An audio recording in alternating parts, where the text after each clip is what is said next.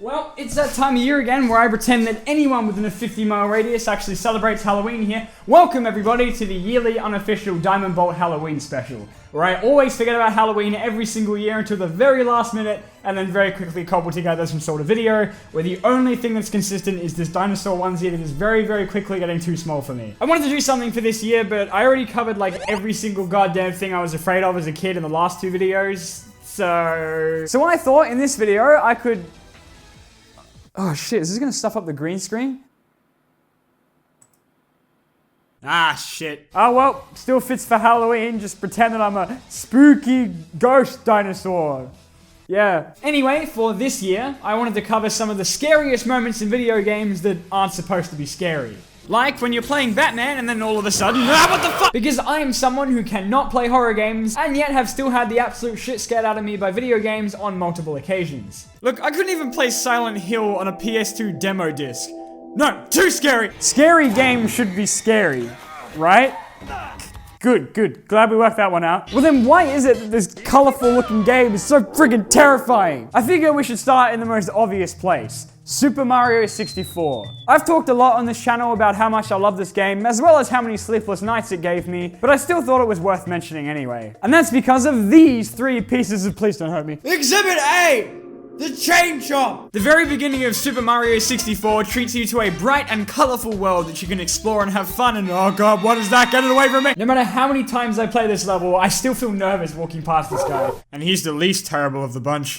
Exhibit B! My first heart attack! Big Boo's horn is absolutely terrifying. The entire level was such a sudden change from the rest of the game that I'm pretty sure I got whiplash from it. Yes, this entire level is pretty unnerving and filled with plenty of creepy moments, what the hell are you? But perhaps the scariest moment in the game is when you enter this room. And there's nothing else in it, except a piano.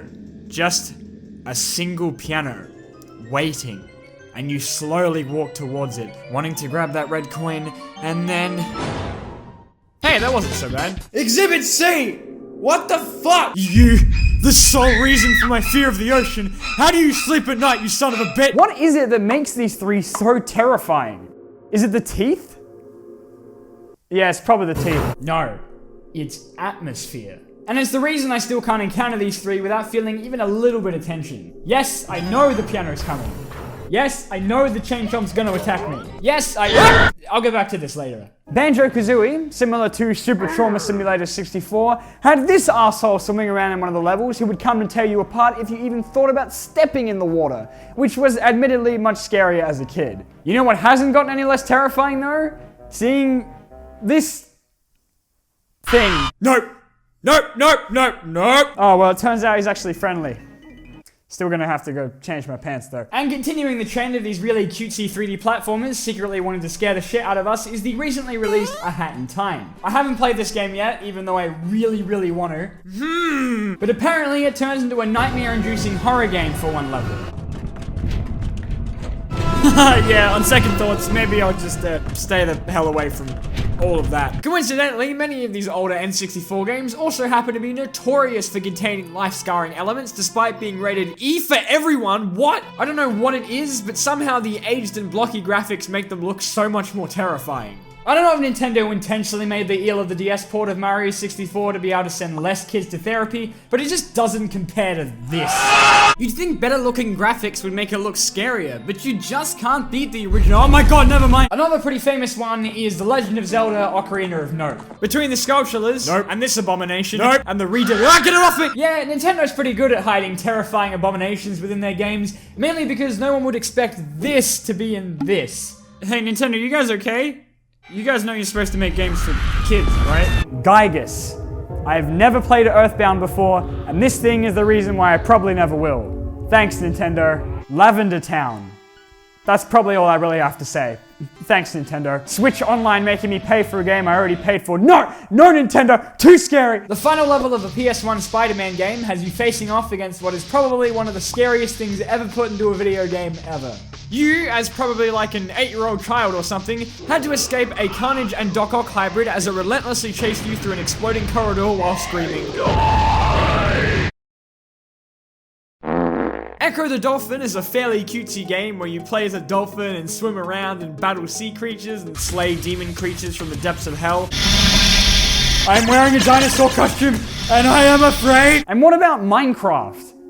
No, really. No, please don't exit the video. Minecraft is not one of those games that you would consider to be scary, unless you've seen some of the YouTube videos about it. But I can still remember as a kid experiencing my very first night in the game. At this point in the game, you've only really made a shitty dirt block house, and the only weapon you have to arm yourself with is a dead chicken, so you are absolutely unprepared for what Minecraft is about to throw at you. Why is there a green penis attacking me? Zombies? Why are there? What the hell is that? And then there's Uncharted. Right? When I bought this epic action-adventure shooting game, I did not expect to be facing a bunch of naked mole-rat zombies.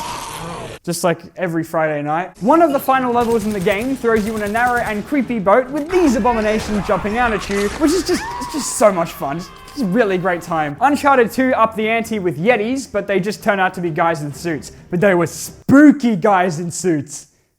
Yeah, no, the naked guys are scarier. Uncharted 3 was just drugs. Just straight up drugs. And Uncharted 4 showed us that the monster was in us the whole time. One thing you may have noticed in this video is that most of these scary moments seem to have one thing in common.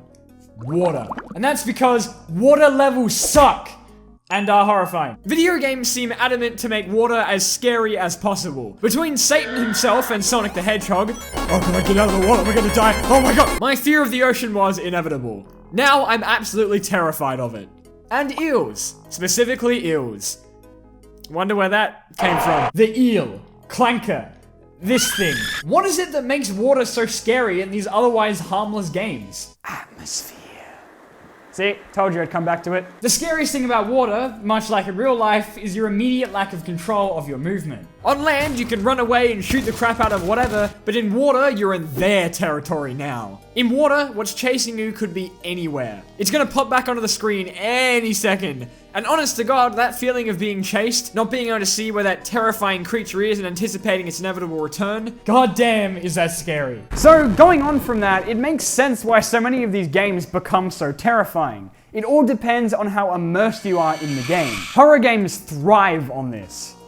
I think. I don't know, even the title screen's too scary for me, man. In real life, you're sitting there and your fat ass are in no danger whatsoever. But you can feel the danger in the game. It's what makes your Raven Holmes and your Scarecrow Mork so scary. You're constantly on edge and just waiting for something to jump. That's not just me, right? Anything chasing you, doesn't matter if it's in video games or in real life, so long as it has the ability to hurt you, is friggin' terrifying. Whether they be Guardians in Breath of the Wild or literally anything in Bloodborne, being chased is scary. Games with really vast worlds and landscapes tend to be rich with atmosphere. And so being so engrossed in the game is what can make it feel like whatever's out to get you can actually hurt you, even though it's not real. Just like when your two favorite fictional characters break up.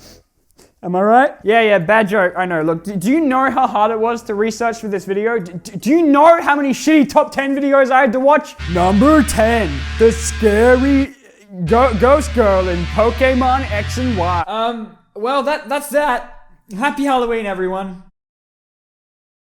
To be honest though, the scariest thing in this video is your reflection on the screen right now.